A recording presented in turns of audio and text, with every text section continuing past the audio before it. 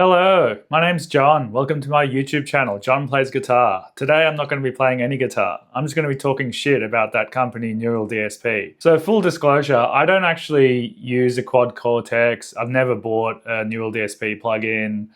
I have no interest whatsoever in the company. I don't think I'll ever get one of those things, but it's been very entertaining just to watch in the past 5 or 6 years the decisions this company is making. I just decided to quickly make this video off the back of, I saw John Cordy did a video where he was doing basically off the back of a interview that the co-founder of Neural DSP gave regarding plugin compatibility. And I remember the running joke from 2020 when was it Doug Castro, the other co-founder, decided to say at NAMM when they were launching the Quad Cortex that, yeah, they'll have all the plugins ready to go or soon, the running joke, on the devices. And I just find that the whole attitude of the company has basically been like Theranos, is it Elizabeth Holmes? Where like very Silicon Valley attitude of just overpromise and just figure it out later.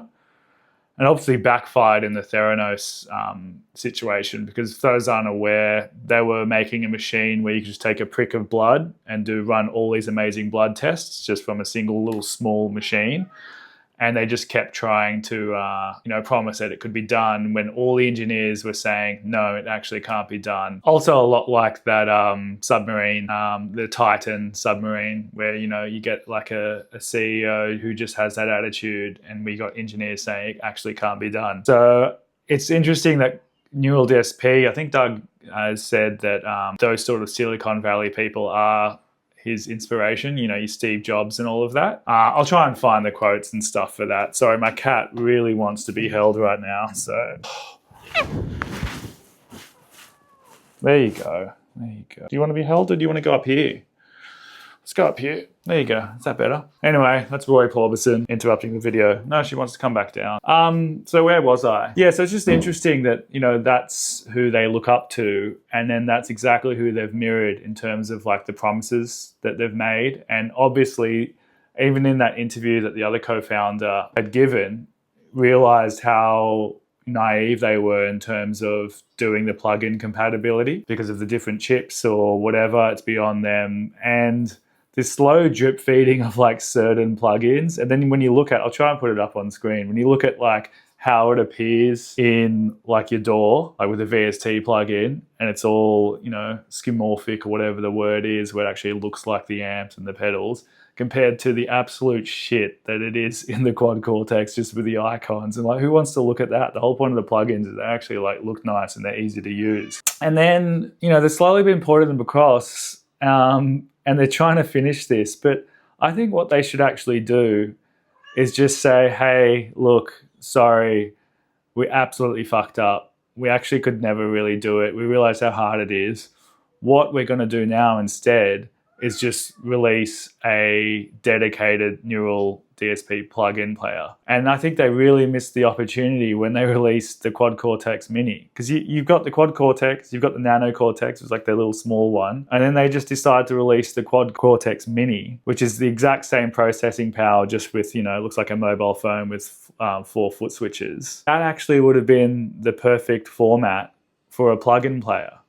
And they could have timed it perfectly with the John Mayer plugin, because you got all the John Mayer fanboys who love that plugin, but they want to be able to use it, live.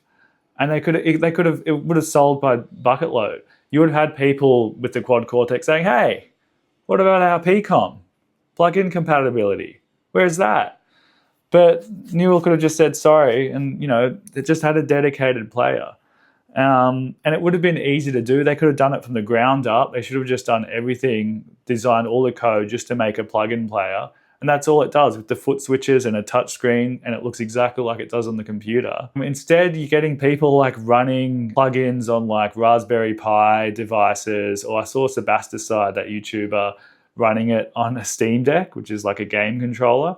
So you're getting all of that, those people just doing that instead. And Neural DSP could easily just make a device that does that. And they had the chance with the Quad Cortex Mini. It's the perfect form factor. They didn't do it. I think it was a real missed opportunity. They could have made do on their promise. Well, not really, but I mean, made up for their promise. Just said, yeah, give up on plugins on the Quad Cortex. Here's a dedicated device. Here you go. And then it would have been great. And it could have easily, all the plugins would be easily portable across. You just log in or whatever and see what you bought. Or they could release it as a, mea culpa, just with all the plugins on it. So you get all the plugins that are released to date on it included in the price. They could probably release that for like $1,000 or $1,200. I don't know how many plugins they've got at the moment. And then there you go. And it's perfect. You save your presets, 4-foot switches, or you add more functionality, and then away you go. I know some people say, what about a laptop on stage? But people don't want a laptop. And you saw the Ola England video about, just stomping his foot through it. You want something that can actually survive touring and rigging and stuff. I know people bring laptops and stuff, but you want something that, down on the floor where you can change foot switch, or just on the fly quickly with the touchscreen change stuff. So, Neural DSP. What are you doing? Just release a plugin player. That's it from me.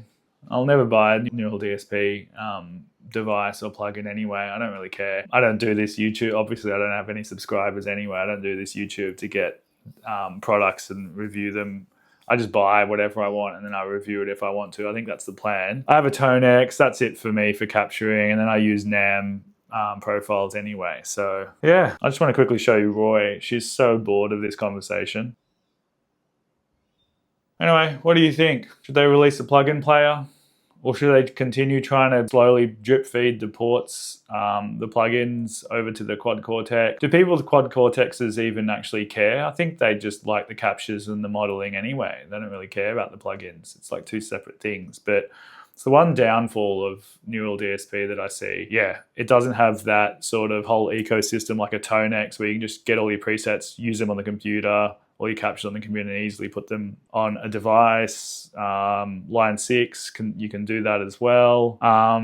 So yeah, there's a great Instagram page called the Modeler Wars, and I miss whoever it is doing it. Please come back, because they did the funniest little like news stories about Guitar World gear and stuff, and they just absolutely roasted so many different companies like IK Multimedia, Neural DSP, everyone, and they need to come back. I'll try and post like some of their stuff. All it was like silent videos just with captions and stuff, doing like the SNL style news reads, and it was the best. So that's it from me. Like, comment, subscribe, blah blah blah blah blah. I'm new to this YouTube stuff. Hopefully this audio worked. Anyway, bye bye.